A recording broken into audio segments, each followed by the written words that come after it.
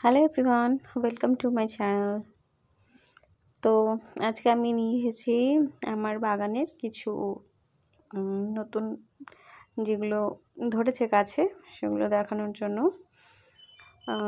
আমি নতুন বিমস যে রয়েছে কিছুটা লালচে রঙের হয়, সেই বিমসটা কিছুদিন আগে লাগিয়েছিলাম, দুটো বীজ ফেলেছিলাম, সেটাই দেখছি এখন নতুন করে হয়ে গিয়েছে। এগুলো অ্যাকচুয়ালি আমি কিনে আনিনি, এগুলো সবজি যে বাড়িতে রয়েছে বা কিনে আনি বাজার থেকে, সেই সবজির মধ্যে যেগুলো অবশিষ্ট থেকে যায় সেগুলো দিয়েই আমি বাগানে বা মাটিতে ফেলে দিই। দেখি তার থেকে কিছু না কিছু হয়ে যায় বা নতুন করে চারা গাছ বেরিয়ে আসে, সেটাই আমি আপনাদের আজকে দেখাচ্ছি। আমি যে এই বীজটা ফেলেছি সেটা অনেক দিন হয়ে গেছে, তো দেখছি বেশ বড় হয়ে গিয়েছে, গাছে উঠে পড়েছে এটা।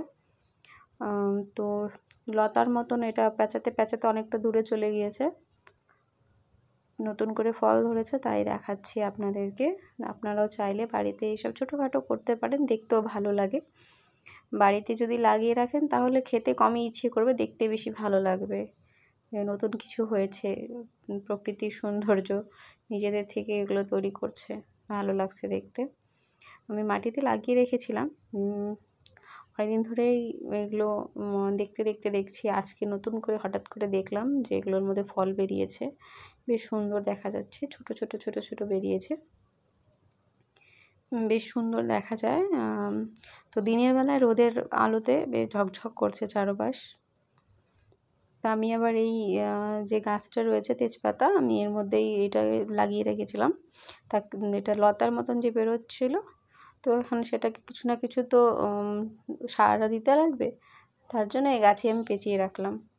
তো সেখানেই দেখতে পাচ্ছি নতুন করে ধরেছে, তো খেতে তো কমই ইচ্ছে হয়, দেখতেই বেশি ভালো লাগে। তার সাথে আমি কিছু যে লঙ্কা রয়েছে, কাঁচা লঙ্কা, সেগুলো কিছুটা পেকে গিয়েছিল, তো সেই পাকা লঙ্কাগুলোকে আমি কিছুটা স্ম্যাশ করে তার যে বীজগুলো ছিল বের করে রেখেছিলাম, বীজগুলো তো মাটিতে ফেলে দিয়েছিলাম, তো দেখলাম বেশ বড় বড় চারা হয়ে গিয়েছে। এখন এগুলো চারা নেই, বেশ লঙ্কার গাছে পরিণত হয়ে গেছে। ফল ধরেনি, ফল ধরতে সময় লাগবে, কিন্তু বেশ বড় বড় হয়ে গিয়েছে। এগুলো হচ্ছে আপনাদের বড় সাইজের যে লঙ্কাটা হয় সেটাই। তা আপনাদেরকে তো কুলেখাড়া গাছ দেখিয়েছিলাম এর আগে। তো মাটিতে আমি দেখছি যে বেশ ভালো করেই ফলন ধরেছে, কিছুটা সামান্য সামান্য বিকেল হলে পরে জল ঢেলে দিই, জল দিলে পরেই বেশ দেখি, এখন তো টানের দিন, শুকনো হয়ে যায় মাটিগুলো, তো এদের যাতে অসুবিধা না হয় সেই জন্যই আমি সামান্য কিছুটা হাত দিয়ে ছিটিয়ে ছিটিয়ে জল দিয়ে দিই, তার জন্য দেখতে ভালো লাগে।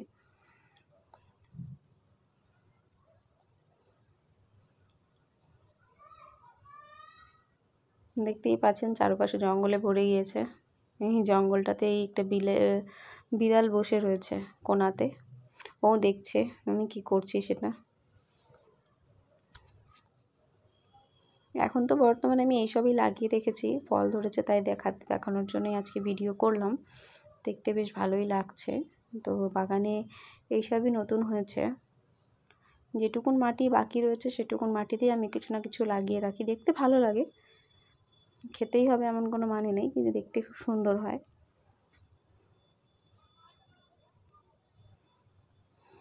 তা এই যে ধনেপাতা লাগিয়ে রেখেছিলাম কিছুদিন আগে, ওই সেই ধনেপাতায় এখন দেখছি ফুল হয়ে গিয়েছে, তো এখন কয়েকদিন পরে এখান থেকে আবার ধনিয়া বেরিয়ে যাবে, শুকনো শুকনো, বেশ ফুল ধরেছে।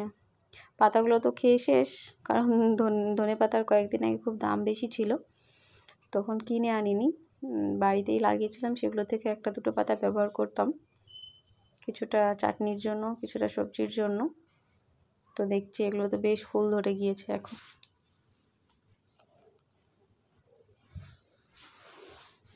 বেশ সুন্দর দেখা যাচ্ছে চারপাশে।